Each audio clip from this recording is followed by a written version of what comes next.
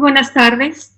A nombre de la Escuela de Humanidades y Educación del TEC de Monterrey, vía Educación Continua y Educación para el Desarrollo, en alianza con la Red de Mujeres Unidas por la Educación, les damos la más cordial bienvenida a este segundo ciclo de los diálogos educativos, ahora sobre los claroscuros del regreso a clases en contextos de pandemia.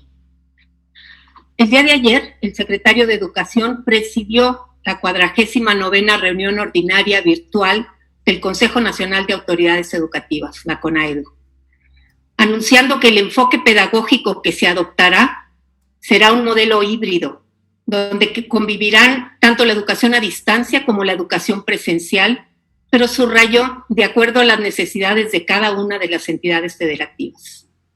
Anunció también nuevas intervenciones para asegurar el bienestar de la comunidad escolar, cómo fortalecer los comités participativos de salud escolar que se constituyeron antes de entrar a esta contingencia, el acceso a agua y jabón en las escuelas, el cuidar a los docentes y que están, sobre todo aquellos que están en grupos de riesgo, el uso de cubrebocas, la sana distancia en la entrada y en la salida de clases, pero también dentro de los salones, maximizar el uso de los espacios abiertos, suspender cualquier tipo de ceremonia que implique congregar niños, estudiantes, docentes, padres de familia, de lograr una detección temprana de posibles casos y si se da algún caso, cerrar por 15 días la escuela. El apoyo socioemocional para docentes y alumnos fue subrayado como uno de los puntos a enfatizar y se desarrolló la asignatura Vida Saludable que va a implicar formar para cambios de vida de los mexicanos y modificar sus patrones de consumo. Mencionó también que hay 3 pilares que sustentan vida saludable.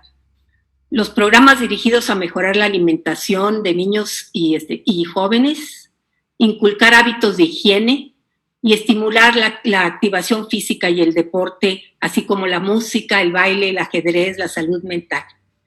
Vida saludable entonces se va a convertir en el eje articulador de la currícula nacional.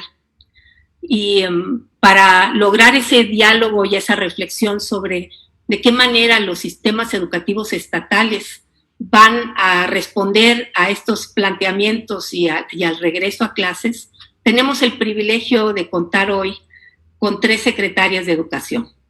La secretaria de Quintana Roo, Ana Vázquez, la secretaria de Zacatecas, Gema Mercado, y la secretaria de Pueblos Indígenas, Efrosina Cruz, de Oaxaca.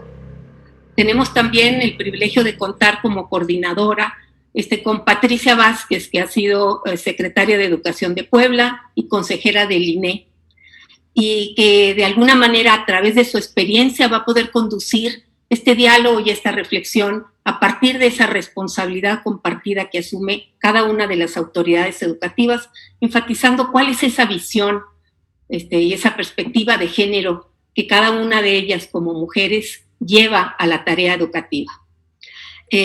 Dejo la palabra ahora a Eugenia Garduño, vocera de la Red de Mujeres Unidas por la Educación. Muchas gracias. Muchísimas gracias, doctora Morales, y muy buenas tardes a todas y a todos. Les doy la más cordial bienvenida a nombre de la Red de Mujeres Unidas por la Educación, MUPORED.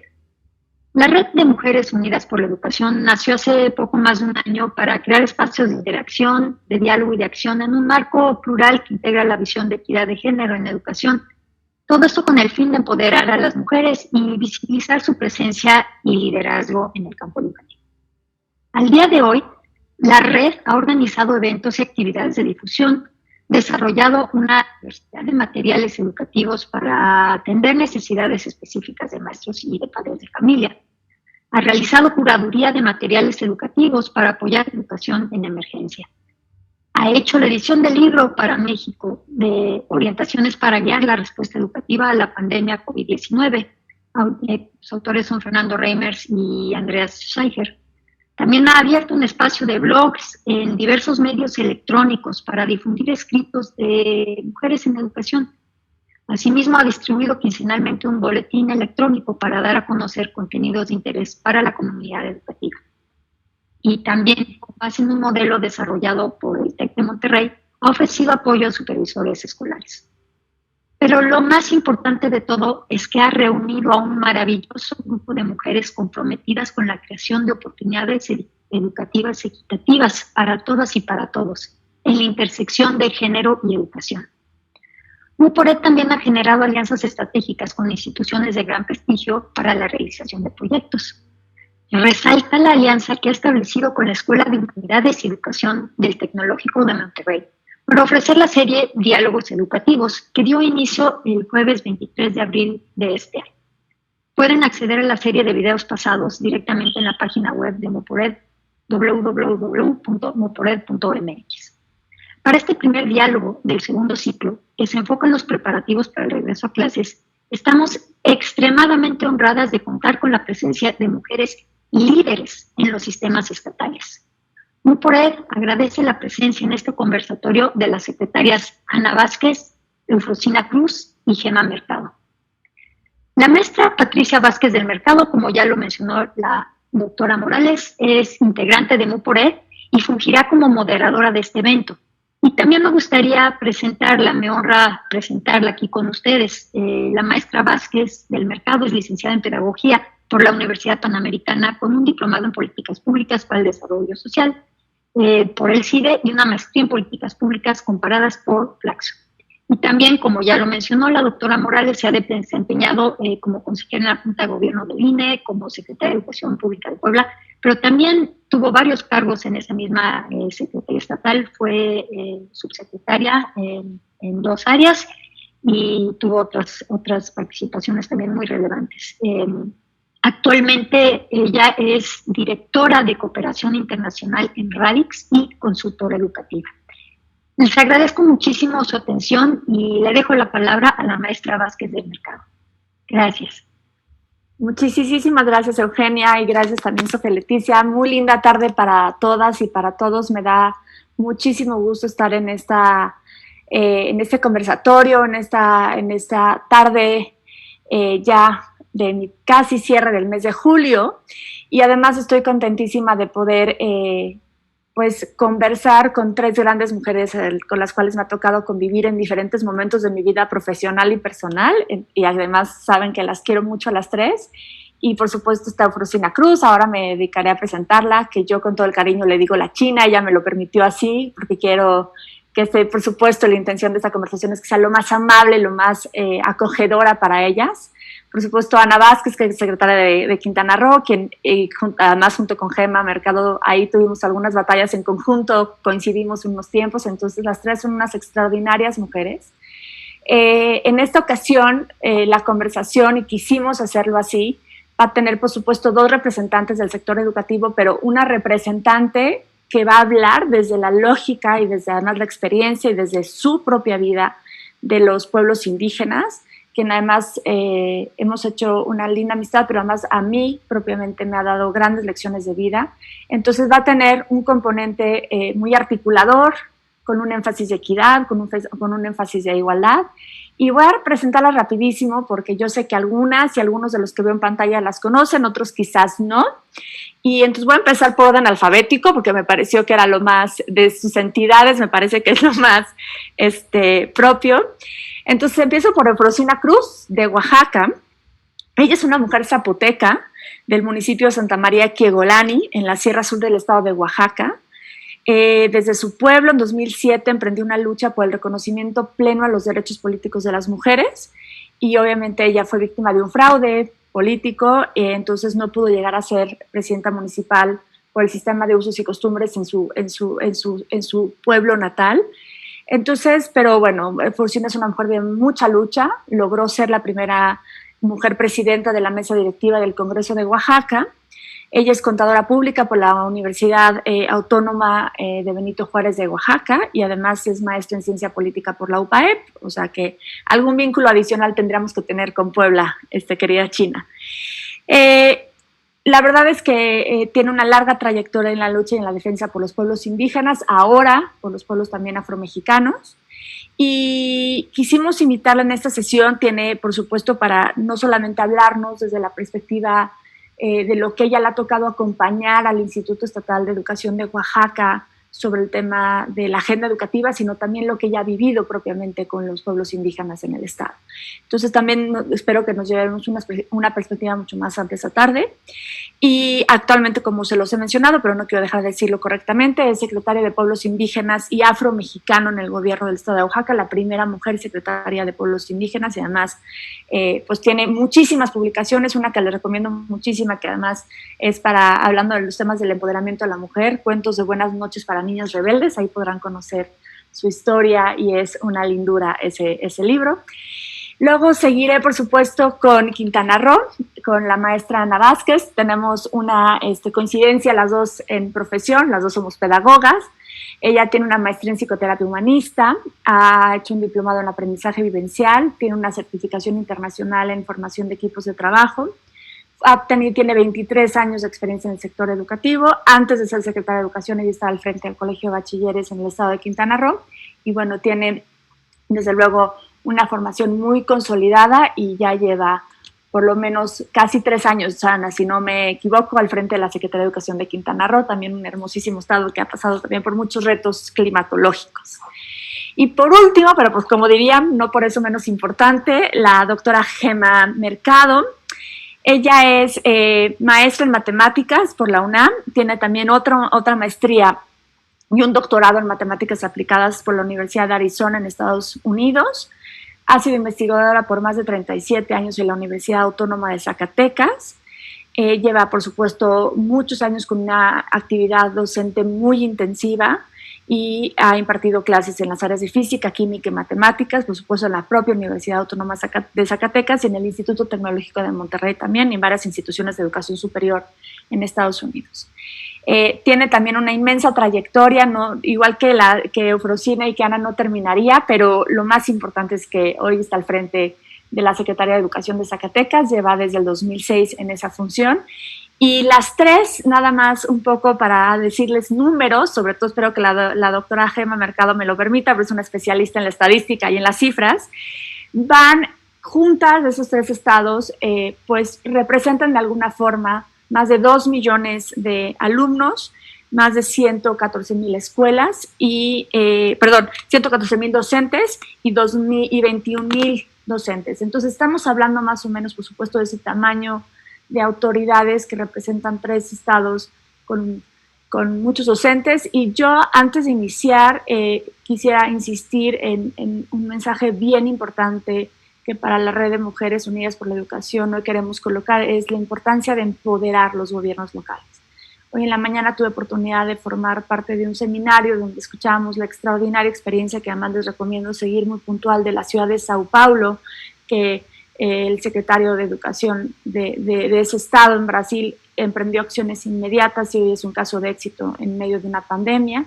Y bueno, cada una de ellas, yo he conversado en diferentes momentos, han pasado momentos difíciles a título personal, obviamente como cualquier persona que estamos hoy participando, pero también un reto inmenso profesional. A mí me han preguntado muchas veces qué hubiera hecho si a mí me hubiera tocado una pandemia, y yo creo que no hay otra respuesta más que estar ahí, estar al frente, dar la cara, estar cercanos, comunicarnos con la comunidad docente.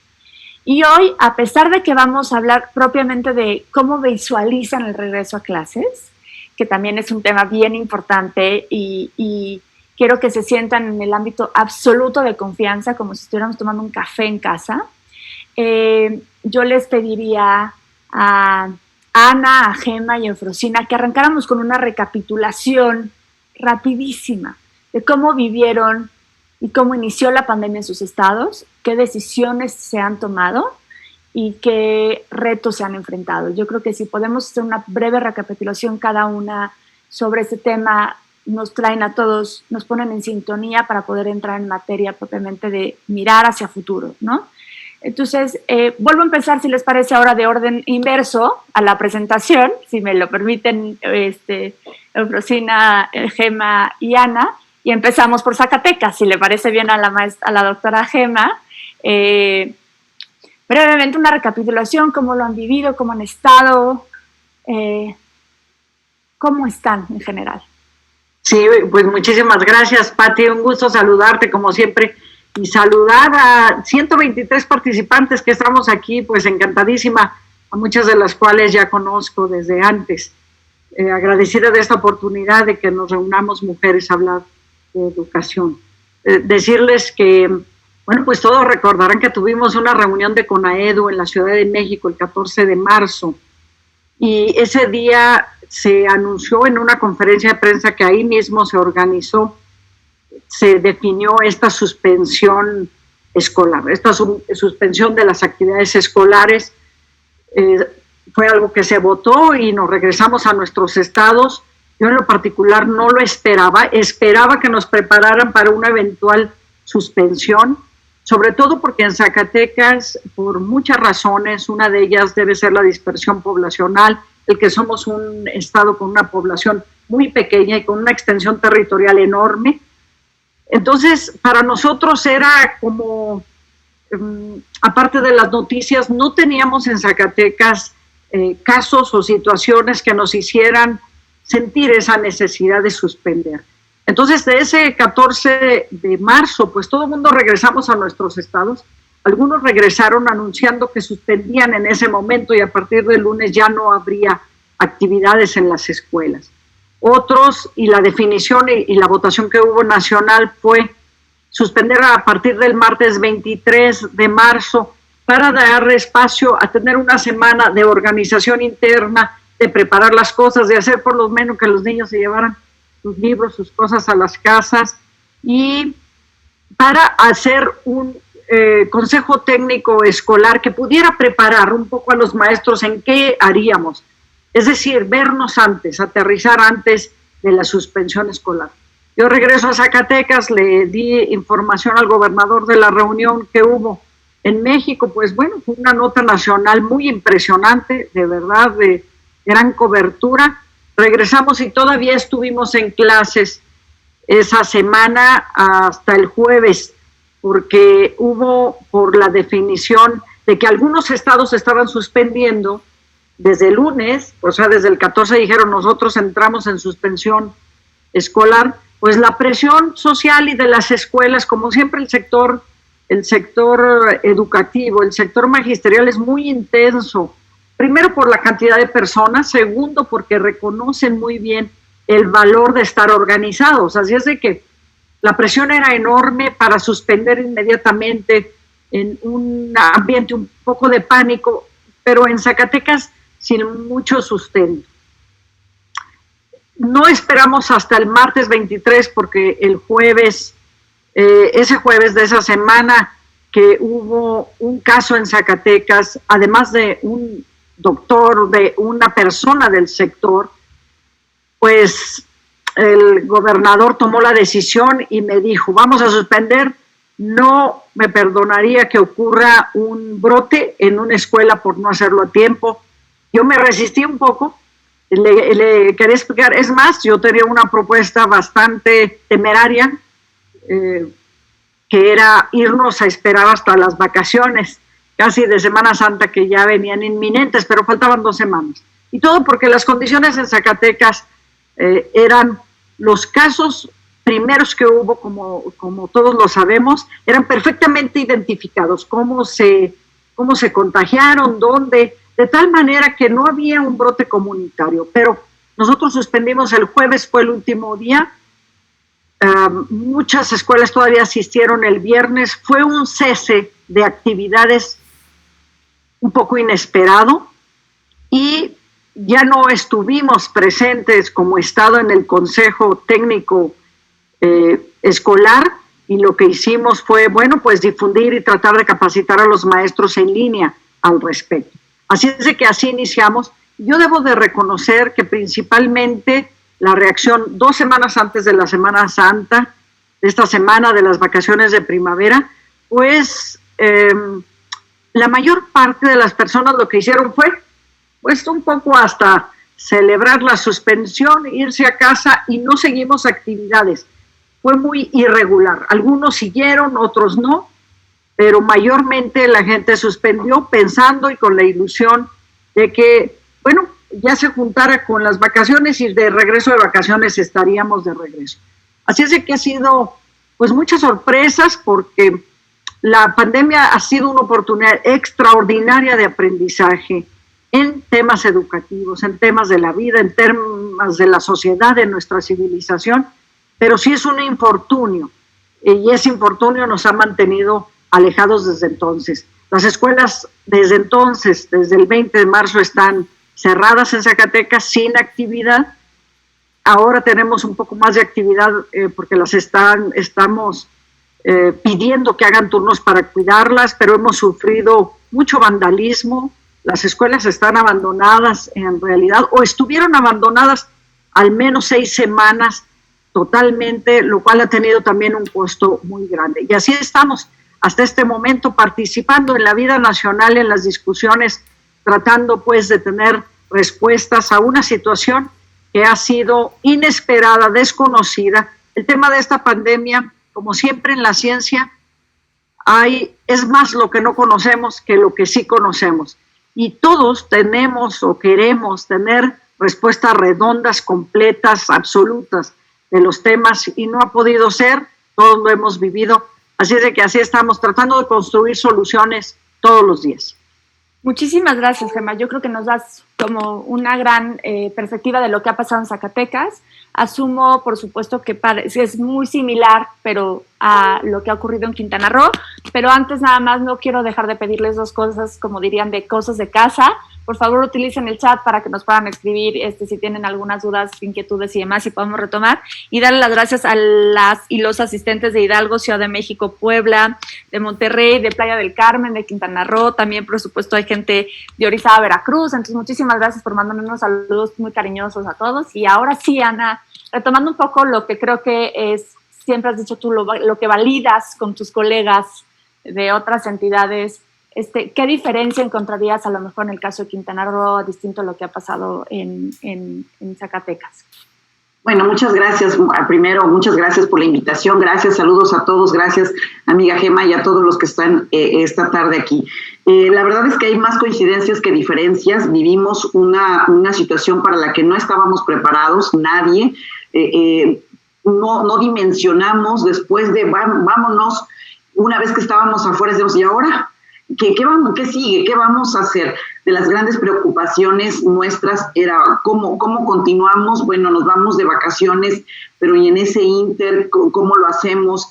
El establecer una comunicación poco habitual a través de las plataformas, el darnos cuenta que no estábamos todos, es más, nadie estaba listo para estar a la distancia comunicados, no solamente en términos didácticos, sino en términos sociales, para la implicación que llevaría no solamente a hacer un aislamiento físico, sino en verdad el gran riesgo que significaba hacer un aislamiento social, un aislamiento humano. La gran preocupación de Quintana Roo, una vez que salimos, era, con los que no hacemos contacto, ¿dónde están? Y con los que no llegamos con las redes sociales, con los que no llegamos con la tecnología, ¿qué vamos a hacer? Estoy hablando de mis chiquititos de preescolar hasta de universidades que no tuvieron acceso, o que alumnos que tuvieron que vender sus celulares porque inmediatamente nos quedamos sin trabajo. Quintana Roo es un estado que vive del turismo, de la actividad turística cotidiana de la zona norte, Cancún, Playa del Carmen, Cozumel, y al parar prácticamente nos quedamos con 0 recaudación por un lado, y por otro lado cientos de miles de familias sin empleo. Entonces empezó a combinarse la crisis y la angustia, familias sin empleo, familias sin trabajo, familias sin recursos, sin alimentos, nuestros niños fuera en ese ambiente. Entonces la preocupación académica y la calidad educativa fue yéndose un poquito de lado para decir, ¿dónde están los chicos? ¿Qué están viviendo en este momento? Incluso estarán comiendo. Eso ha sido uno de los temas que más nos ha quitado paz, que más nos ha retado para pensar cómo. De manera muy rápida, con Aprende en Casa, la televisión, la plataforma de Google, creo que hubo un gran número de profesores que trabajaron de una manera muy disciplinada, con muchas ganas, con mucha creatividad, pues tuvimos que, al momento de la crisis, tomar el timón y decir, bueno, vamos a ver cómo podemos manejarlo. Pero hubo otros tantos que no pudimos hacer este contacto con los chicos, y entonces decidimos al interior de la Secretaría y por indicaciones del gobernador establecer un tercer mecanismo, que fue esos cuadernillos y estas guías. Ok, no puedo llegar contigo de manera digital, me tengo que hacer presente, tienes que saber, y les decíamos, tu lugar está en la escuela y tus maestros no te hemos olvidado. Incluso se pegó el 30 de abril e hicieron una cantidad de videos y de festejos los maestros para sus niños, estos TikTok, dependiendo la creatividad y la posibilidad de cada grupo magisterial, el hacerse presente y decirles, no nos hemos ido, aquí estamos y te estamos esperando y seguimos trabajando para ti. El reto hoy ha sido triple de lo que nos pudimos haber imaginado ese 14 de marzo. No sabíamos a lo que nos íbamos a enfrentar nunca en la historia moderna de este país, en la historia de educación, por lo menos la que tengo de vida. Habíamos estado tanto tiempo lejos de las aulas, y eso ha pintado un escenario muy, muy retador que seguramente ya estaremos abordando. Pero ha sido de una problemática académica, se ha ido ampliando para una problemática multifactorial y multidimensional, que hoy la escuela también tiene que tomar una postura de recuperar la escuela como un espacio de seguridad, de desarrollo humano, de un vínculo para volver a hacer este tejido social que sin duda se ha visto lastimado con esta crisis. Aquí lo pondría. Perfecto, Ana, te lo agradezco muchísimo. Me parece que has puesto dos temas muy importantes, que son, por supuesto, es un problema mucho más amplio de la parte educativa, ¿no? Sale en todos los sentidos del ámbito educativo, y además pusiste un dedo en la llaga, que a lo mejor al ratito entramos en materia, que es el tema de la alimentación de los niños. Y nada más un poco para compartirles a todos los que nos están escuchando, según las cifras oficiales del gobierno, diariamente hasta antes de la pandemia, se entregaban diariamente 6 millones de alimentos o de, como decíamos, ayunos escolares en las escuelas, que llegaban más o menos a 80,000 alumnos, 80,000 escuelas, y ya estoy toda... 6 millones de desayunos en 80,000 escuelas, y el 50% de esos desayunos eran calientes, lo que implicaba también la participación de las familias en las escuelas. Y bueno, ahí tenemos una gran incógnita, por supuesto una gran preocupación, creo que ha sido reiterada, si no me equivoco, Gema estaría de acuerdo, Eufrosina también, qué está pasando con la alimentación de todos esos alumnos que recibían un apoyo.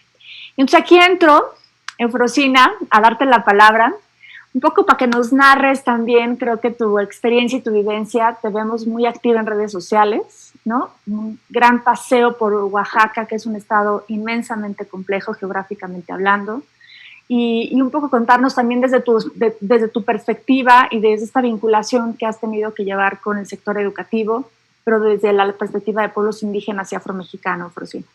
Bueno, primero que nada, Pati, tú sabes que para mí siempre es un honor compartir sueños, proyectos, vida, retos contigo, Rebeldía, y con otras dos grandes mujeres desde sus trincheras, y un poquito de la complejidad, o sea, si de por sí, imagínense Zacatecas, Quintana Roo, nosotros que tenemos 570 municipios, de las cuales 417 bajo el sistema de usos y costumbres, de las cuales de las 68 lenguas que se hablan en este país, pues 16 se hablan en Oaxaca, ¿no?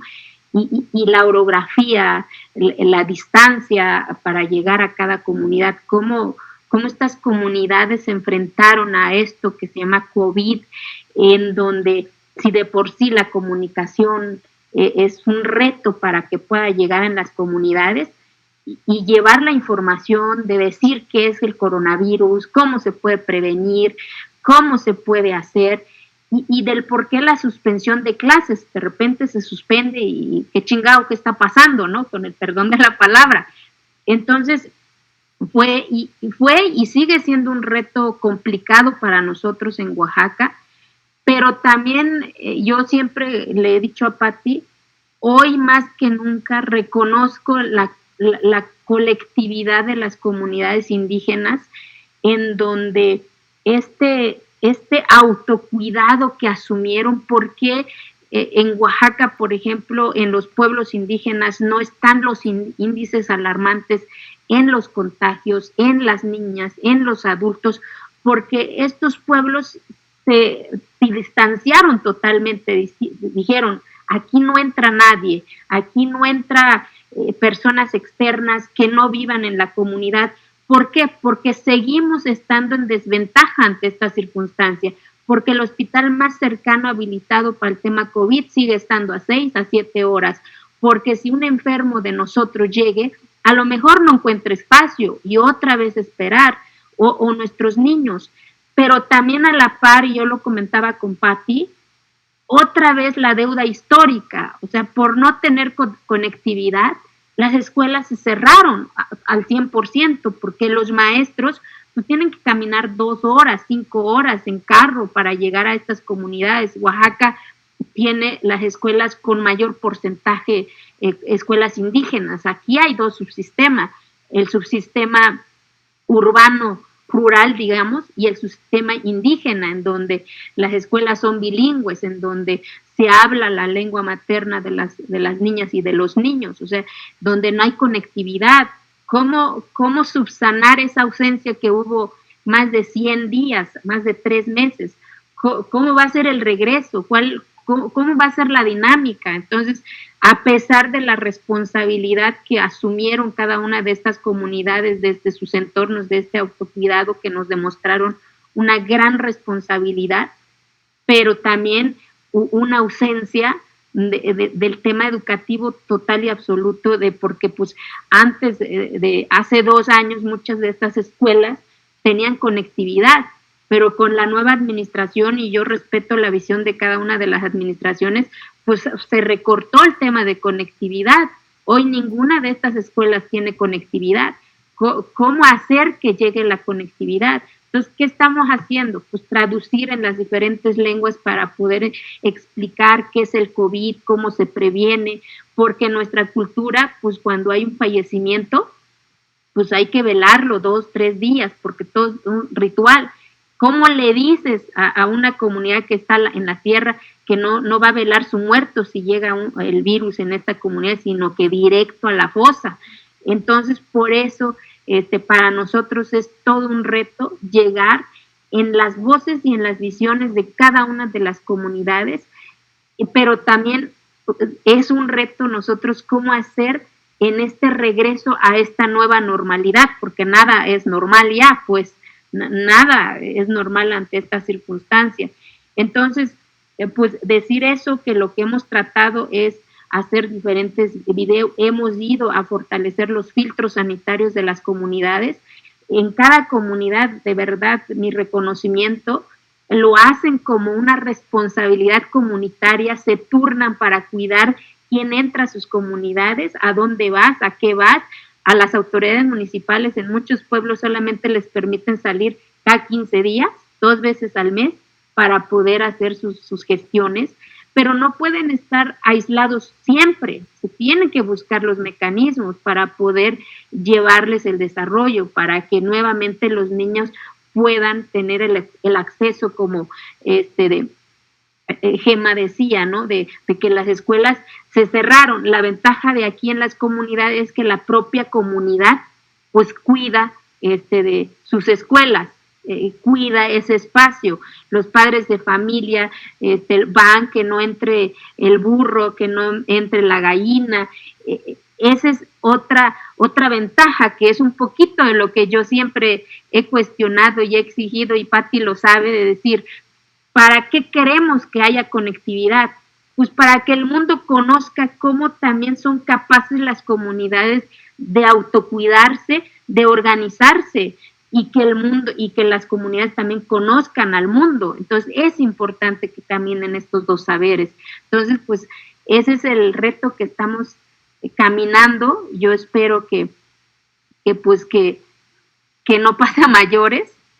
¿Por qué? Porque sigue estando en desventaja las comunidades indígenas por las mismas circunstancias. Muchísimas gracias, China. Creo que la perspectiva siempre de tan rica y tan a la vez tan retadora de Oaxaca, pues tiene también sus propios retos. Pero yo quisiera ya entrar en materia, además de darnos esta súper introducción por parte de las tres, en un tema que me parece que Eufrosina lo ha nombrado de esta forma, ¿no? En las deudas históricas que el COVID, deudas históricas del sistema educativo que el COVID ha acentuado, ¿no?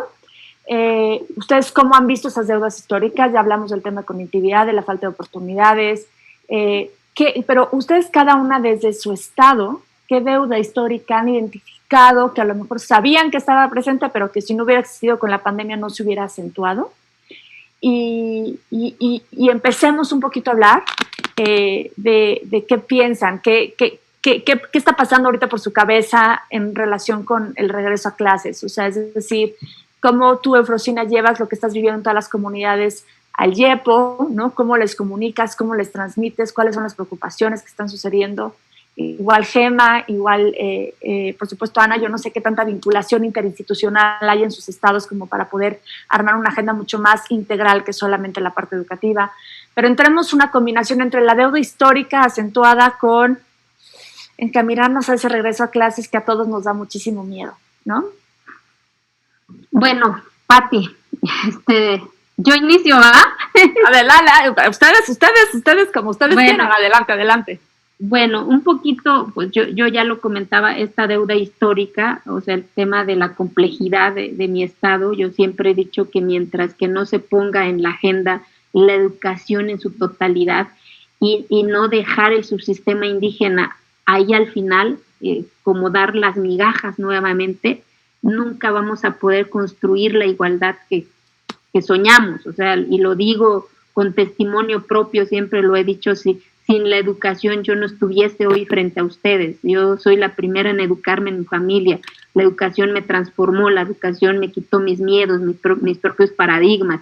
Y ese es el reto, esa deuda histórica que sigue siendo un reto para que pudiese y para que llegue a las comunidades indígenas, ¿no? ¿Y qué descubriste?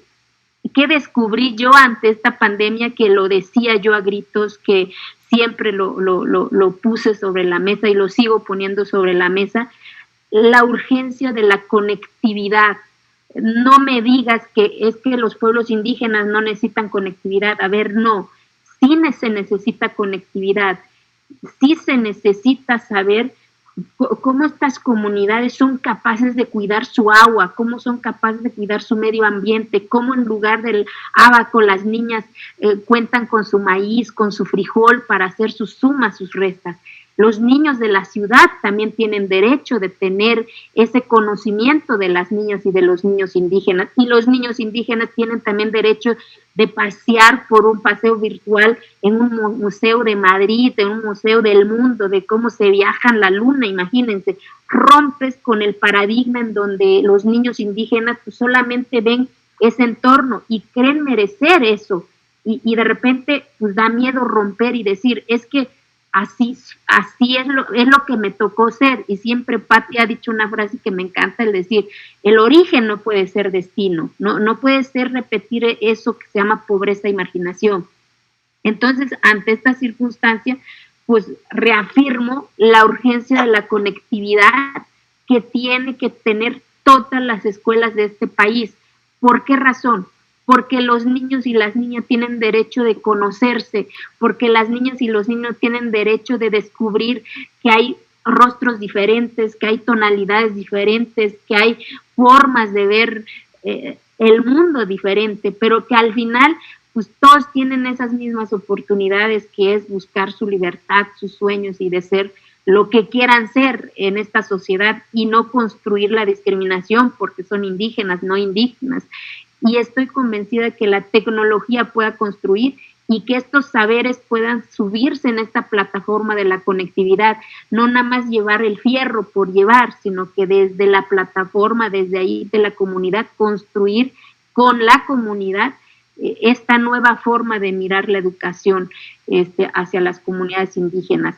Entonces, eso es lo que reafirmo ante esta pandemia, Pati, compañeras y amigos los que me escuchan, y que no se siga dando esta de ver el subsistema indígena como el último eslabón del sistema educativo en este país, y ahí es en donde estamos ahí trabajando con el instituto. Aquí es Instituto de Educación Pública. Tenemos, ustedes saben, una complejidad de la sección 22, que yo siempre he dicho y asumo toda la responsabilidad que voy a decir aquí. No son las maestras y los maestros, sino que son los que han vivido a nombre de la sección 22, porque las maestras y los maestros son los que están ahí, donde hemos caminado con Pati en Quiabijolo, que las maestras y los maestros están ahí puestos y listos para decir en qué ayudo, cómo hago. Ayúdenme a que mi escuela esté pintadita, ayúdenme a que mi escuela tenga sillas, ayúdenme a que mi escuela tenga luz, ayúdenme a que mi escuela tenga lo mínimo. ¿Por qué? Porque también tengo la responsabilidad de dar lo mejor de mí a mis alumnas y a mis alumnos. Y ese es el reto, creo, de que nuevamente la alianza se construya con las maestras y los maestros. Yo quiero enlazar directamente, gracias China, con Gema, con Ana, una reacción ante esto que nos ha puesto Eufrosina en la mesa: conectividad, oportunidades, igualdad. Quien decida, quien se anima. Gema se arrancó, Ana. No, muchas gracias, Eufrosina, muy interesante todo lo que dices. Siempre estamos aprendiendo, y saludo, claro, a Isabel, compañeras. Yo quiero decirles que hay muchos contrastes de la realidad de lo que nos está ocurriendo. Podemos hablar de un montón de cosas negativas, dependientes, o un montón de cosas de oportunidad de aprendizaje que también se abrió de una manera tan descarnada y tan fuerte. Quiero decirles primero que todo, las escuelas, si lo pensamos socialmente, son espacios de salvación social. Nos salvan las escuelas a muchos, de muchas cosas. A las niñas y a los niños los salva en un cierto sentido, pues de esa alternativa de estar solamente con la familia, quizá en espacios más reducidos, quizá en espacios donde ellos tengan el nivel educativo más alto, donde ellos sepan leer, sepan algo de tecnología.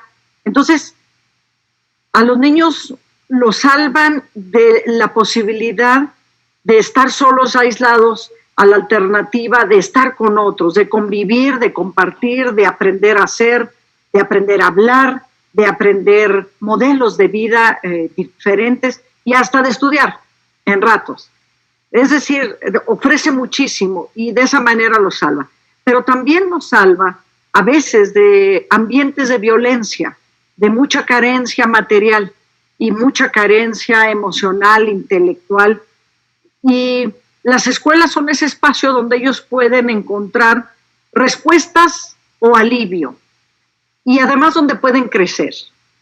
Las escuelas también nos salvan de alguna manera a las familias, porque nos permiten tener espacios donde cuando todo estaba regular, pues te levantas y el plan es una dispersión familiar, unos se van a trabajar, otros a las escuelas. Hay una organización social que fuimos construyendo y que las escuelas eran el espacio donde los niños van, y entonces abren esa posibilidad de que las madres, los padres de familia y las familias monoparentales muy en particular tengan ese apoyo, que siempre hay esa discusión en el magisterio de decir, no somos guardería, y así nos tratan a veces, pero tiene esa componente de que una madre o una familia que no tiene otra alternativa va y deja a las niñas, a los niños, a sus hijos en un lugar seguro, y no solamente seguro en general, sino donde va a crecer, va a tener amigos, va a conocer, va a aprender cosas que le van a ser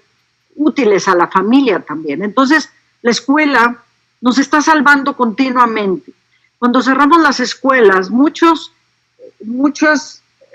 procesos sociales, familiares, están estrangulados. No solo tenemos el tema de la alimentación que mencionaste, es decir, que tenemos un montón de niñas y niños donde a veces esa era su única alimentación del día, y lo sabemos y no lo conocen y no lo decían, sino que el tema también a veces era un espacio de salvación a violencia, que también las estadísticas son espeluznantes a ese respecto. Y la otra situación es, si pensamos en toda nuestra población que tiene alguna discapacidad, ahí está ocurriendo un fenómeno de estancamiento en sus habilidades, en sus posibilidades, que no tiene recuperación porque es un freno, pues, que ya ocurrió. Cuando regresen podrán recuperar algunas cosas, pero entonces yo creo que sí es de los impactos más fuertes que ha ocurrido y que nos da esta pandemia, es todos esos procesos sociales, familiares que están estrangulados y que se han puesto en una circunstancia de gran dificultad. Por ejemplo, hemos aprendido en las primeras semanas donde todos estábamos muy confinados, que el confinamiento es como no natural, aunque estés en familia, de pronto aumentó la violencia intrafamiliar, la violencia contra la mujer de forma muy notable, pero luego si estamos separados, pues tampoco eso, si estamos separados de los demás, eso tampoco parece natural socialmente. Estamos hechos para estar viviendo, compartiendo, conviviendo, platicando con otras personas, además de nuestra familia. De tal manera que sí, la circunstancia es dramática en muchos aspectos. Y el otro tema es, cuando decimos se nos haría ideal, yo de verdad creo que hay depresión, tristeza, necesidad, falta a las escuelas, falta que las escuelas estén abiertas. Pero entonces nos encantaría para todos recibir la noticia hoy de decir se abren las escuelas. Pero luego cuando piensas en se abren las escuelas, pensamos regresar a lo anterior es regresar, ahorita nos parece maravilloso, pero si pensamos en lo que teníamos en las escuelas, ¿qué tenemos en las escuelas también? Pues una reproducción de la desigualdad enorme. Tenemos escuelas tan diferentes, situaciones tan diferentes, alumnas y alumnos tan distintos. Tenemos un rezago en infraestructura tremendo, hay marginación, hay pobreza, nuestras escuelas realmente tienen muchísimas carencias. También tenemos en las escuelas estructuras de gran autoritarismo, que se repite en una forma como fractal de la sociedad a las familias y a las escuelas. Y tenemos también que no siempre en las escuelas tenemos ambientes de aprendizaje y de razonamiento científico por un lado, pero por otro lado humanista, en el sentido de que tampoco son los espacios del mejor trato, del mejor respeto, donde se practique diariamente y se aprenda de la bondad, de la generosidad, de la paciencia, de la tolerancia. Entonces, tenemos a veces más bien también en las escuelas una cultura, digamos, en la propia enseñanza mágica, religiosa, y una gran religiosidad en las escuelas que a veces contrasta y se enfrenta con la intención de una educación de razonamiento científico y humanista. Y además son espacios, todos lo sabemos, el sector educativo es un sector, es un gran entramado de intereses políticos, económicos, de mucha naturaleza. Entonces, sí es un poco dramático pensar que extrañamos también esa parte. Es decir, que extrañamos tanto a la escuela, que fuera la mejor noticia, pero regresar a lo que teníamos también son espejos de la sociedad que tenemos. Entonces, por eso creo que hay contrastes muy grandes y que el aprendizaje, vamos a tardarnos años en poder extraer todo el detalle, el aprendizaje y el análisis que demanda nuestro sector educativo, y en donde, claro, esta contingencia ha dejado sus carencias al desnudo.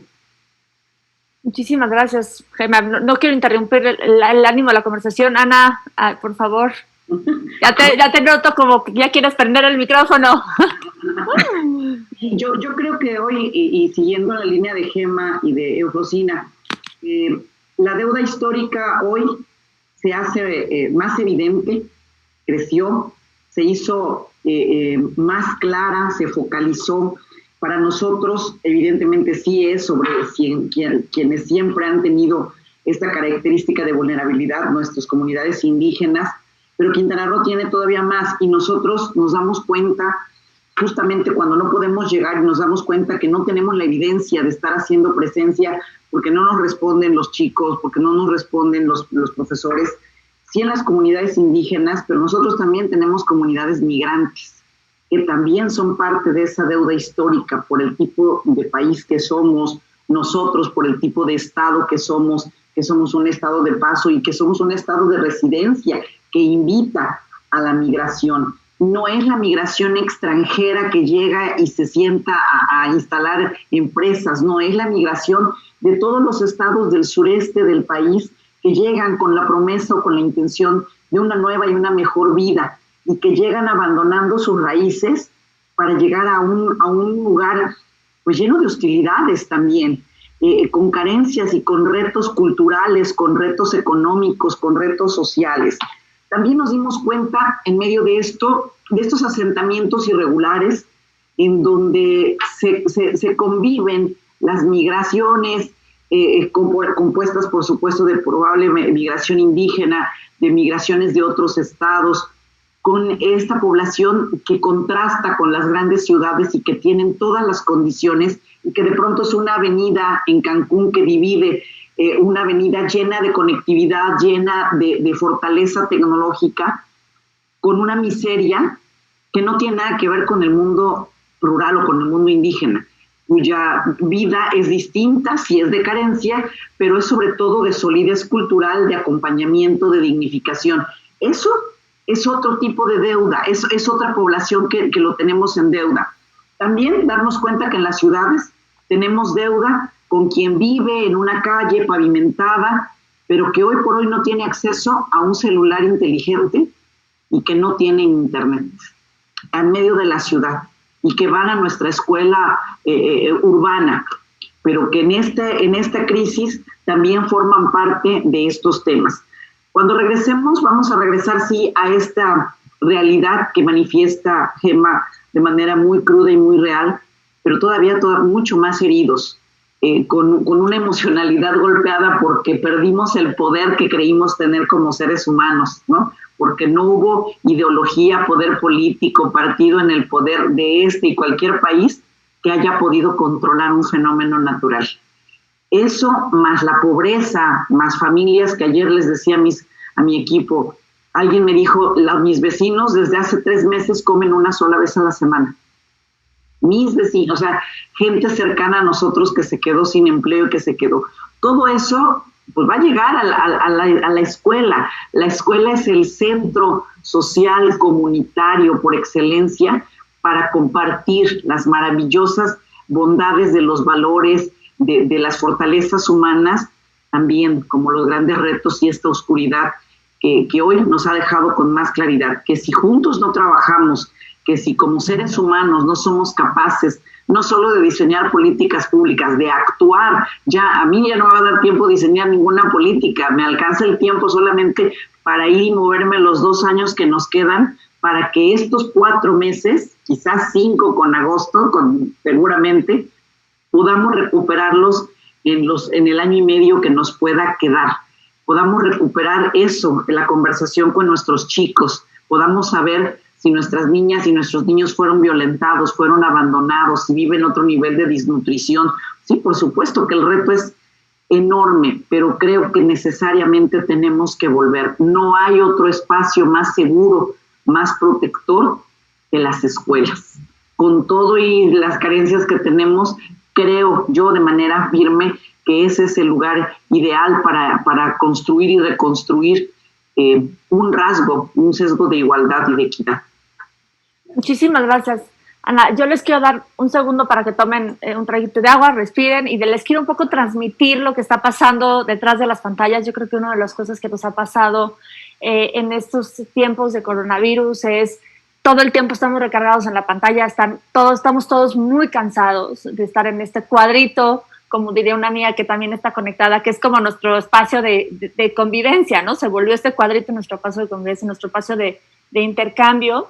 Entonces, tenemos muchísimos comentarios, hay muchas y muchos docentes de muchas partes del país que se han ido sumando a la conversación y les agradecemos a todos. Estamos tratando un poco de tomar y de traer la conversación, pero me parece que hay Hay preguntas que yo no quisiera dejar de compartírselas. Yo creo que el sentir, lo que la pandemia ha dado ha acentuado más interrogantes que respuestas, ¿no?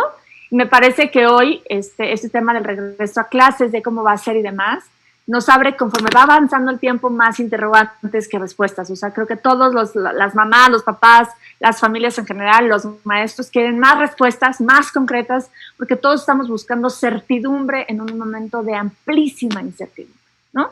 Y hay muchas, y lo que también nosotros tenemos que ser un poco responsables, los que estamos en el sector educativo o trabajamos en paralelo con el sector educativo, que es el caso también de Eufrosina, es tratar de dar y comprender que es muy difícil dar certidumbre en un contexto de cambio tan acelerado y tan continuo, porque así vamos, o sea, pensamos que ya lo controlamos y los países que ya lo habían controlado, pues que creen que ya no lo controlaron, entonces tienen que volver a cancelar clases y demás. Entonces, a mí me gusta mucho lo que creo que las tres han coincidido, la escuela como este espacio que va mucho más allá de un espacio físico, el acompañamiento, la comunicación, el no dejar a nadie atrás, este tema tan frágil que nos pone Eufrosina de la atención a los pueblos indígenas como una deuda histórica. Y bueno, además se suma indígenas y afromexicano ahora, que también ya está muy normado ahora a nivel de legislación. Pero ahora un poco con el afán de darles...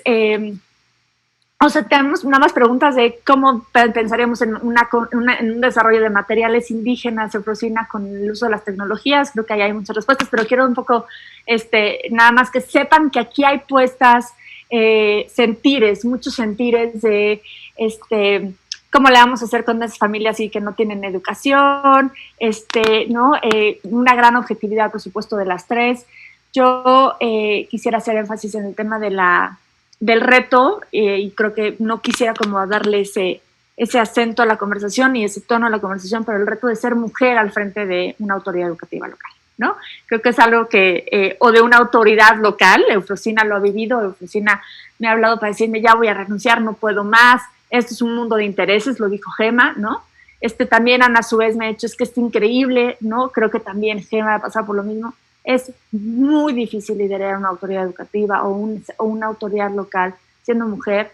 Eso es una gran deuda histórica que otro día hablaremos, ¿no? Y veo a las tres diciendo, sí, claro, ¿no? Y yo siempre les digo, cuando estén cansadas, aprendan a descansar y no a renunciar, ¿no? Creo que todos pasamos por un momento así. Pero creo que también nos sentimos responsables en esta mesa, en este espacio, en este foro virtual, de darles algunas orientaciones a las muchas maestras y maestros que nos están escuchando. ¿Cómo ven ese regreso a clases? Ya hablamos de lo que pasó, de lo que vivieron, ya hablamos de las deudas históricas, ya colocamos temas importantísimos en la agenda, pero ¿cómo creen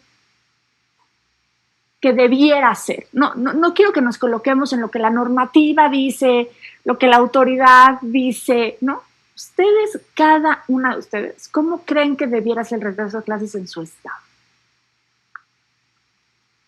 Gema. Bueno, ahora Gema. Sí. Le gané. Vas, perfecto, padrísimo. Nosotros aquí en la Secretaría no hemos dejado de trabajar un solo día de estos 4 meses. Y hace 3 semanas nos sentábamos con el equipo de subsecretarios. Lo que yo decía es, nadie nos va a dar la respuesta la tenemos que construir, y la tenemos que construir, sí, tenemos que escuchar a nuestros maestros y maestras, porque ellos son los que están día a día, ellos conocen su contexto, su escuela, sus alumnos, sus papás. Sin embargo, tenemos que plantear un marco general que nos permita, por un lado, tener sí un soporte legal, jurídico, de qué sí y qué no, qué sí podemos y qué no podemos hacer, y un marco estratégico en términos de salud, sí, el tapaboca, el gel, el espacio 1.50, bla, bla, bla. Pero la parte esencial es esta, la parte pedagógica, la parte educativa. ¿Cómo los vamos a recibir? ¿Cómo estamos nosotros? ¿Cómo están los maestros y maestras de Quintana Roo después de 4 meses de estar lejos? Decíamos en algún foro, este aislamiento debió haberse llamado aislamiento físico y no aislamiento social. Socialmente tuvimos que haber hecho mucho más por fortalecer estas redes humanas. Nosotros estamos trabajando en un documento estratégico, que es un plan de gestión para el retorno seguro a clases, en donde sí hay todo un tema donde hemos estudiado cuántos alumnos nos caben en el aula, porque sí creemos que tenemos que volver, que tienen que volver a encontrarse mis niños, volver a verse con su maestra y con su maestro, porque en muchos casos son las personas que más los quieren y que más validan su construcción como individuos. Y hacer este ejercicio de cómo lo haremos una vez a la semana por pequeños equipos, estratégicamente. Por supuesto, tendremos que capacitar a todos los papás, acompañarnos de ellos. Creo que involucrar a los papás, después de esto que vivimos, me queda claro que la gran mayoría de los papás hoy están convencidos del respeto que tenemos en el magisterio. Hoy están convencidos de que no cualquiera es papá, no cualquiera es maestro, ni los maestros que somos papás, o somos papás, somos maestros. Yo soy la peor maestra de mi hija, lo he dicho y lo sostengo. ¿Por qué? Porque soy su mamá, no soy su maestra. Y miren que me he esforzado por ser buena maestra cuando me ha tocado, pero no, en mi casa no soy maestra. Creo que aprovechar esa concurrencia para fortalecer. Y la parte académica y la parte, ¿cómo debiéramos regresar? Debiéramos darnos este tiempo para hablar con nuestros maestros y nuestras maestras de cómo estamos. Tocar el alma de los seres humanos nos va a ayudar a regresar un poco más en calma, saber que ya no hay prisa. O sea, si con el COVID no nos quedó clara la prioridad que es vivir y que es disfrutar de lo que hoy tienes, porque mañana se te puede ir y no importa el poderío económico que tengas, te puedes ir, pues no aprendimos nada, ¿no? Entonces, sí regresar con esta claridad de estas prioridades, sí regresar más humanos, sí regresar con un planteamiento muy puntual, muy, muy humano de hasta dónde vamos a alcanzar. Yo hacía una reflexión como maestra y la pongo ahí, y ojalá que para muchos sea una coincidencia. Cuando uno de mis alumnos se iba una semana por alguna razón, para que regresara y pudiéramos compensar esos 5 días que se fue, necesito por lo menos el doble de días. ¿Por qué? Porque el tiempo no lo paro, el programa no lo paro, necesita regresar, saber cómo regresó, cómo está, trabajar sobre los 5 días adeudados y los 5 días del presente. ¿Qué quiero decir? Que vamos a requerir tiempo y paciencia, que vamos a tener que repensar sí nuestras estrategias, sí nuestra forma de comunicarnos, sí nuestra forma de hacer materiales didácticos, pero sobre todo nuestra forma de presentarnos ante el aula, de nosotros presentarnos hacia nuestros docentes, más empáticos, más humanos, sin tanta prisa y sin tanta ansiedad por cumplir programas, mejor por cumplir con nuestros valores y cumplir con nuestra fase de estar y de volver a ser esta comunidad. ¿Qué quisiéramos hacer? Pues bueno, que este plan me va a tocar presentarlo la próxima semana aquí, independientemente de las decisiones a nivel federal. Tenemos que prepararnos, no podemos cruzarnos de brazos y esperar que la federación nos dé toda la receta, porque nunca me va a dar la receta para Quintana Roo, para Oaxaca, para Chiapas, para Zacatecas, nunca va a poder hacer una receta para cada una de las entidades. Mi propio estado tendrá que tener recetas dependiendo del contexto, el norte, el centro, el sur, si es una escuela unitaria, si es una escuela de telebachillerato, si es para todos ellos tendremos que hacer como esta gran posibilidad y construirlo. El manual, el plan estará listo en su fase genérica la próxima semana, y lo que sigue es bajarlo con nuestros docentes para que de ahí ellos puedan hacer su microconstrucción de acuerdo a cada escuela, de acuerdo a cada aula, de acuerdo a cada nivel educativo, pero siempre soportado en un marco metodológico, legal, pedagógico, que permita que vayamos recuperándonos paulatinamente. Y otra cosa es que estar abiertos a que no tenemos la verdad en la mano, que tendremos que estar monitoreando nuestro plan de regreso paulatinamente para hacer ajustes y para hacer mejoras, porque esto es nuevo, porque no hay nadie que lo tenga escrito y validado y diga, este es el modelo ideal para que regresemos en 3 semanas. No existe. Hacer este ejercicio de mucha humildad para saber que podemos caminar juntos y que podemos ir recuperándonos al día. Decíamos, un día a la vez, a ver cómo nos va. Muchísimas gracias, Ana. Yo creo que valiosísimas reflexiones con toda la sinceridad y la humildad que te caracteriza. Muchísimas gracias. ¿Qué te parece si entramos, Gema, le damos la palabra a Eufrosina, ¿no? Que se nos ha quedado un ratito en silencio. ¿Cómo visualizas ese regreso a clases en ese complejísimo estado, querida Eufrosina? A ver, nada más, exacto, estás en silencio. Es que como tú me pusiste silencio. Ok, yo no pedí, pero ok. O sea, en algunas ocasiones obedezco, pero en la mayoría de los casos no. Bueno,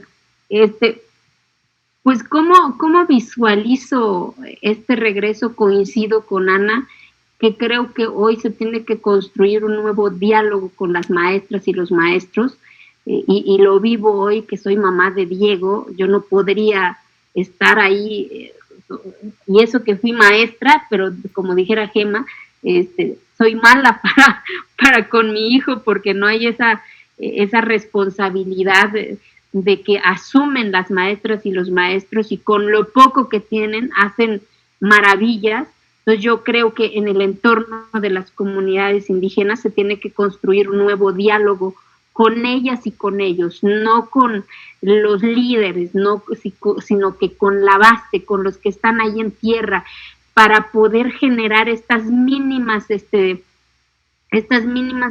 bases o materiales para que puedan regresar a esa normalidad, a estas comunidades indígenas y afromexicanas. Vuelvo a decir, somos el primer estado con mayor población indígena, somos el segundo estado con mayor población afromexicana, en donde pues la desigualdad se ve más fuerte. Por lo tanto, como ellos dicen, y Patti ha tenido, y he tenido el honor de que Patti vaya ahí en la montaña, como yo le he dicho a ella, en donde está ese rostro que tiene hambre de decir, aquí estoy puesta y dispuesta para aportar de lo que me toca, para poder construir chavas y chavos con mejores posibilidades que yo. Así dicen las maestras y los maestros que están ahí.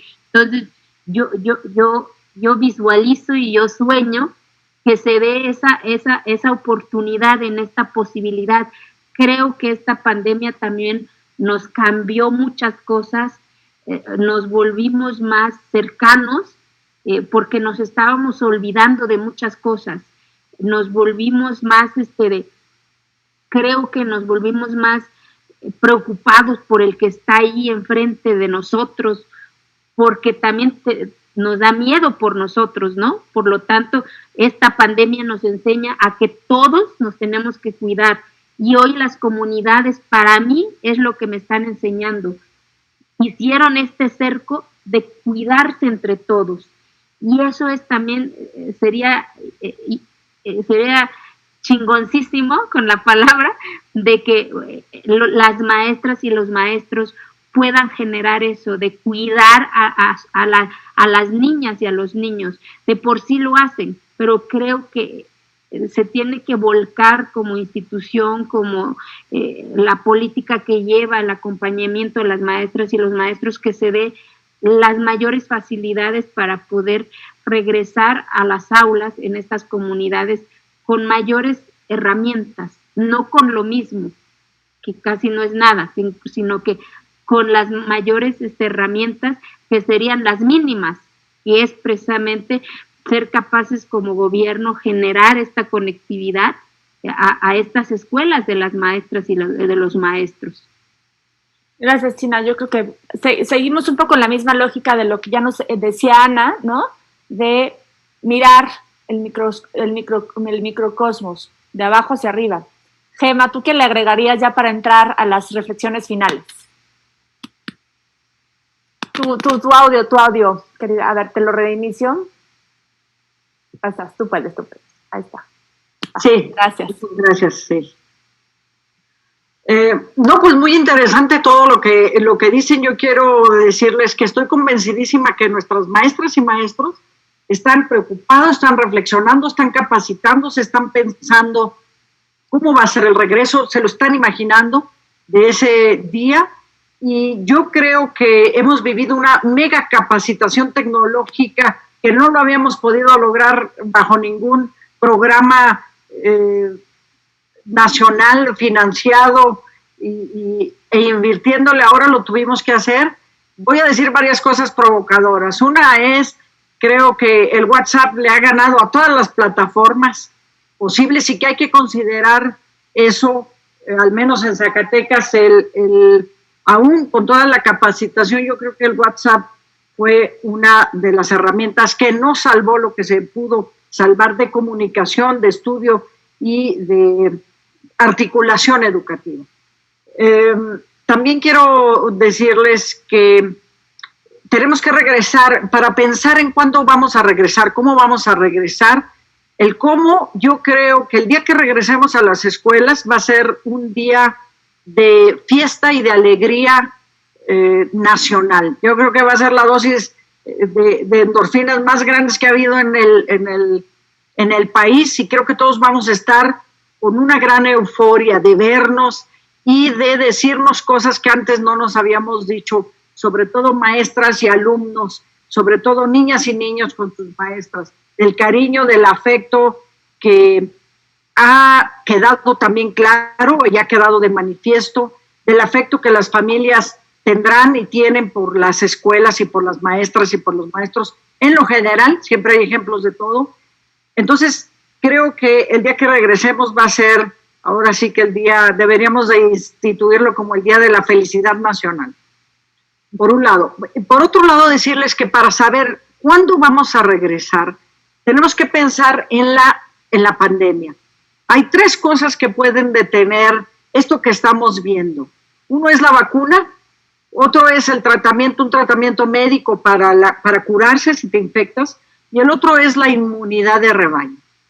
La inmunidad de rebaño, los estudios que se han hecho en el mundo, parece que no va a ser el camino más rápido. Es decir, inmunidad de rebaño es la posibilidad de decir, pues casi todos ya nos contagiamos, la mayoría fuimos inmunes o pasamos por una gripe, sobrevivientes, digamos, y la mayoría ya está, y es difícil ya la transmisión porque la mayoría ya no está transmitiendo. Creo que ese camino va a ser más lento. Entonces, yo creo que vamos a regresar, y esta es la parte provocadora que voy a decir, cuando nuestras niñas y niños estén vacunados, porque de otra manera vamos a tener circunstancias similares a las que tenemos ahorita, y se van a empeorar cuando en octubre empiece a hacer más frío, sobre todo en las zonas del norte del país, en Zacatecas. Nosotros a mediados de septiembre ya empieza a hacer un frío y hay unos contagios tremendos de gripes, usualmente en las temporadas usuales, de tal manera que yo sí veo a nuestras niñas y niños ser vacunados para poder regresar a una media normalidad. Y también creo que una vez que regresemos, el aprendizaje que hemos tenido nos va a decir claramente que no en todos los casos y que no siempre, sobre todo en zonas urbanas donde tenemos conectividad, tenemos que ir diario a clases y que no podemos desperdiciar esta oportunidad de reunirnos como hoy lo hacemos nosotros. Yo ahí le dejaría porque el tiempo es siempre muy castigador. No, yo me encanta lo provocadora, Gemma, yo sabes que ahí me entiendo contigo muy bien. Yo creo que un poquito la parte final que nos quedan unos 7, 8 minutitos para poder ir cerrando ya con las palabras de Sofía Leticia. Coincido, ¿no?, que hay que repensar las políticas públicas. A mí me parece que Ana nos hizo la verdad es que una confesión, no me va a dar tiempo de hacer política pública, ¿no? Ya no me da tiempo de hacerlo. Y también hay muchas entidades donde vienen cambios de gobierno, pero yo siempre he dicho que a pesar de las decisiones de las autoridades educativas y con las decisiones hay una base que está instalada, que es la valiosísima base magisterial, ¿no? Y aquí veo mensajes de maestros diciendo es un honor y un gran orgullo servir a la nación como educadores, ¿no? Y yo creo que eso es lo que, lo leo y se me pone la piel chinita. Yo creo que en cualquier docente de cualquier nivel educativo tenemos que pensar que su función es, y ahora, mucho más valorada que nunca, ¿no? Y que independientemente de la escuela o no, vía comunicaciones las que podamos hacer, necesitamos a los docentes y a las docentes fuertes, muy fuertes, por supuesto, muy, muy hechos para adelante como son, pero muy cerca de los alumnos. y creo que nos va a hacer cambiar la construcción de la agenda educativa. Entonces ya nos dijiste, Gema, nuevas modalidades, un regreso a clases hasta que estén vacunados los niños. Súper provocador. Yo pienso lo mismo. Yo también pienso un tema que mencionó Ana de tiempo y paciencia, ¿no? Y también Eufrosina ha dicho el tema de la agenda, de aprovechar esta deuda histórica para visibilizar estas poblaciones que son muy parte de nuestra historia. Que en 1 minuto cada una, las voy a retar, 1 minuto, 2 minutos cada una. ¿Qué política educativa, así digan, así, ya, la manga, así, tengo la varita, ¿no? ¿Qué política educativa ahorita estarían proponiéndole? Dicen, a ver, ya basta, déjense de tantas cosas, a la Secretaría de Educación Pública Federal. Eufrosina, a ver, vamos a empezar con Eufrosina. Le voy a chance a Gema y a Ana de pensar un poquito más. Bueno, como no estoy exactamente como autoridad educativa, puedo equivocarme, pero no tengo derecho. Oh, también. Yo siempre he dicho, y tú lo sabes, Patti, que para mí la política es construir esta conectividad, pero construyendo la plataforma con las maestras y los maestros, no con los que están ahí en el escritorio en la CEPU, sino que con las maestras y los maestros, que cada programa, que cada acción que se contenga en ese contenido, pues sea la visión de las maestras y de los maestros, acompañado con los saberes de las comunidades, desde la perspectiva de las comunidades indígenas. Entonces, para mí, ahí conlleva tanto los saberes de las comunidades, los saberes de los maestros y de las maestras, para poder romper paradigmas, miedos, estructuras, intereses. Y rompes eso que se dice es que la población indígena es vulnerable. A ver, los pueblos indígenas no somos vulnerables porque no nos falta un tornillo, nos ha faltado oportunidades, nos ha faltado espacio en donde tomar nuestras decisiones, donde aportar nuestras visiones. Y yo lo he dicho, yo quiero que las maestras y los maestros sean los que construyan estos programas educativos para poder aterrizarlo a las comunidades y que las comunidades sean los que también aporten para mejorar los contenidos educativos. Y por supuesto la tecnología, o sea, sin eso siguen aislados las comunidades, no es el fierro, no es la computadora, no es como chingar, le voy a dar un iPad a la niña y a la niña, no, ¿qué va a llevar ese fierro? Gracias, Eufrosina. Va, buenísimo, va, Gema. Sí, bueno, a lo mejor en menos de 1 minuto, pero la escuela tiene que focalizarse en hacer buenas personas. Así de sencillamente. Por un lado, eso es fundamental. Personas buenas, generosas, que sepamos hablar, que sepamos resolver conflictos, que desmantelemos todas esas estructuras de poder y de intereses tan grandes que son una muy mala expresión y muy mala representación de lo que debe ser el sector educativo. Me parece que aprender y ser personas bondadosas debe ser un objetivo también nacional. Por un lado, y por otro lado, a razonar de forma científica, es decir, a razonar con fundamento, a razonar construyendo ideas y pensamientos inteligentes, y que todo ese detalle técnico que a veces tienen los currículums se vuelve insustancial, porque a los ojos de las necesidades sociales que tenemos por ser una sociedad que pueda trabajar unida, que pueda trabajar junta y que podamos trabajar desde una perspectiva comunitaria, que hay una serie de valores o de antivalores que me parece que se tienen que desmontar porque no son soportables ya. Muchísimas gracias, Ana. Muchísimas gracias. Ana, querida. Bueno, me dio tiempo a hacer 2. Una, para poder aprovechar esta educación de emergencia que sin duda ha tenido sus frutos, creo que tendríamos que migrar ya y que tenemos los elementos ya puestos para la creación de un modelo educativo a distancia serio.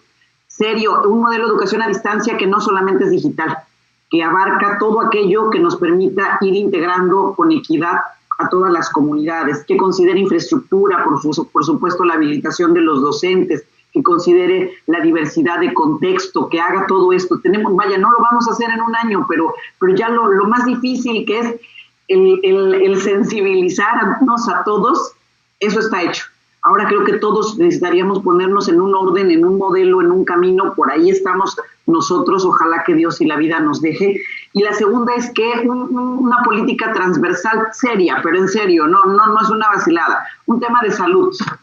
Si hoy todos tuviéramos una alimentación mejor, que tiene que ver con equidad, que tiene que ver con todo esto, pero además que de verdad tuviéramos una población con menor obesidad, menos adicciones, menos neurótica, menos sedentaria, esa es una de las razones por qué otros países la están librando mejor también. Si es un tema de cultura, si es un tema de información, pero es un tema de salud. Entonces somos un país, y bueno, educación tiene que estar, por supuesto, pero no solo es yo solita con mi materia de salud y vida y no voy a hacer nada. Si no tienen para comer y si seguimos vendiendo chatarra y si nos seguimos sin hacer ejercicio y si seguimos. Entonces, esas dos políticas creo que yo los propondría ya, y bueno, la primera creo que ya hay mucho más trabajo hecho que otra cosa. Muchísimas gracias, Ana. Yo creo que nos quedamos todos con muchísimas ganas de seguir profundizando. Creo que siempre hay que hacer más, más desempaque de los procesos, de los temas. Nunca el tiempo es suficiente. Pero yo les quiero dejar tres cosas que sigo leyendo, ¿no? Hay muchas buenas ideas, ¿no? De la importancia de visibilizar las voces de los maestros, por supuesto, de acudir, como ustedes ya han dicho, a preguntarles qué es lo que tienen que hacer, de dejar que los maestros hagan sus microplaneaciones y las directoras y las supervisoras, que hay muchísimas supervisoras aquí también conectadas. Yo especialmente le mando una a todas las supervisoras con las que hemos trabajado en la red. Pero hay tres cositas. Muchísimo, por supuesto, reconocimiento de muchas de sus maestras y maestros, por supuesto, y además gente de Oaxaca, China, que les está viendo, de aplausos a la secretaria Gema, aplausos a la secretaria Ana. Así es que aquí, si lo leyera, hay muchísimo cariño.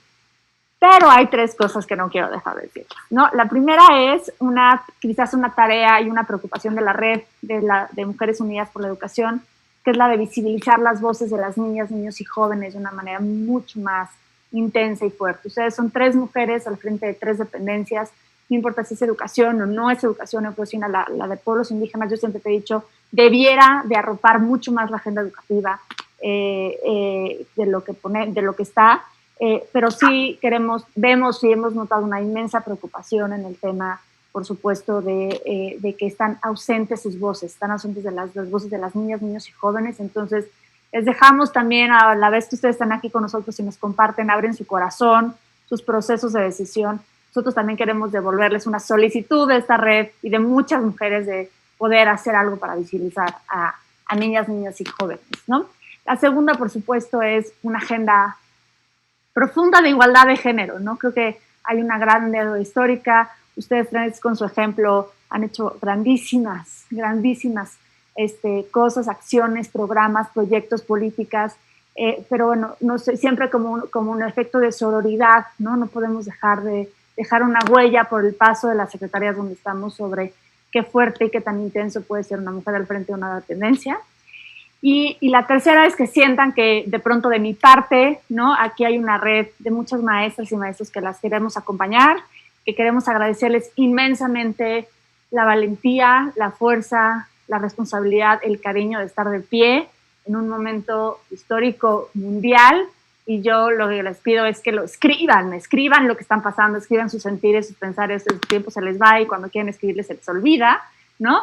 Pero escriban, porque creo que eso también deja mucha huella y marca específica, ¿no?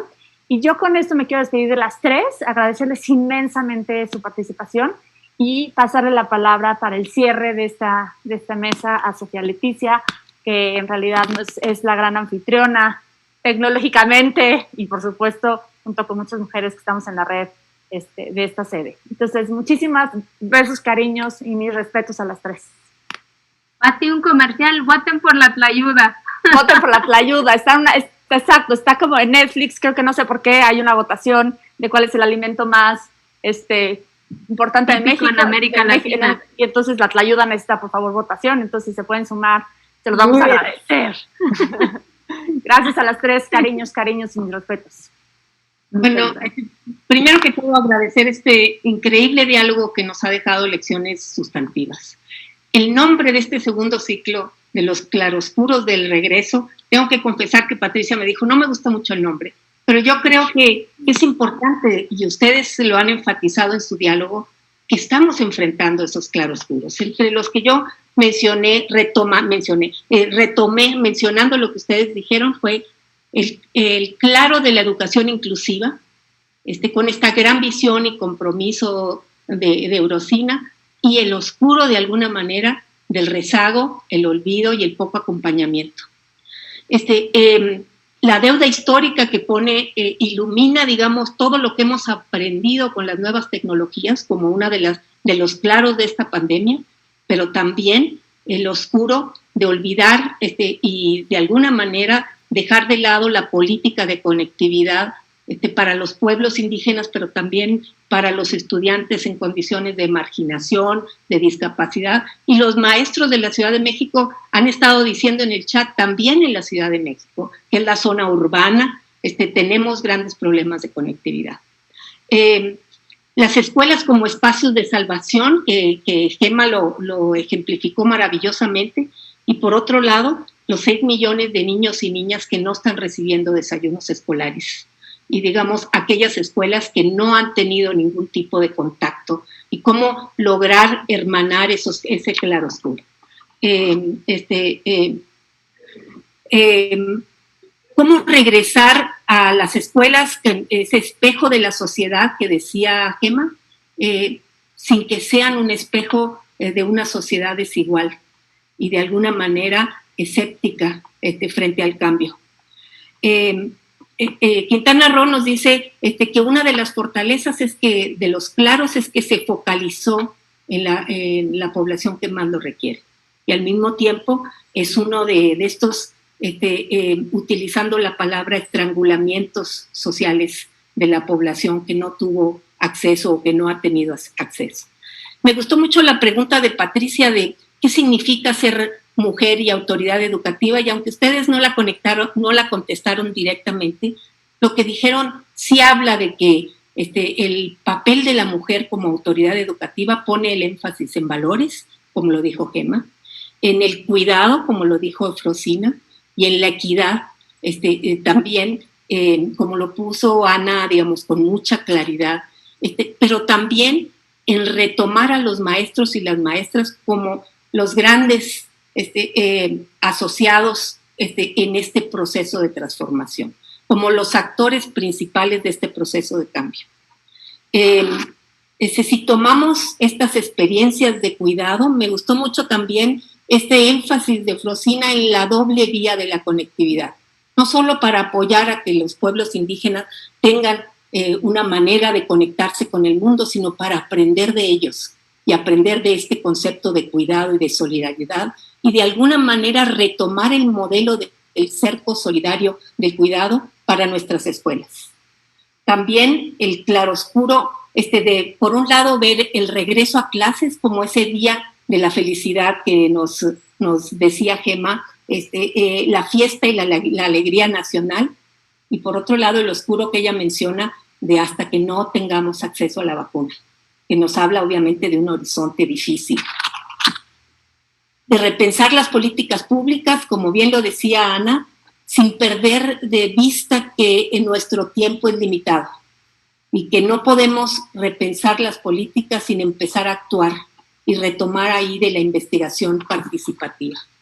De lo que ustedes mencionaron, y yo creo que es muy importante no perder de vista que los objetivos de desarrollo sostenible nos dan un marco de análisis, que nos permiten ver esta alianza salud-educación y educación-salud, pero también sostenibilidad, si queremos hablar de esto que pone como claro la pandemia, que es no podemos estar aislados, es un fenómeno mundial, somos hermanos de todos en la humanidad, y en ese sentido, el oscuro de decir no podemos encerrarnos en soluciones únicas.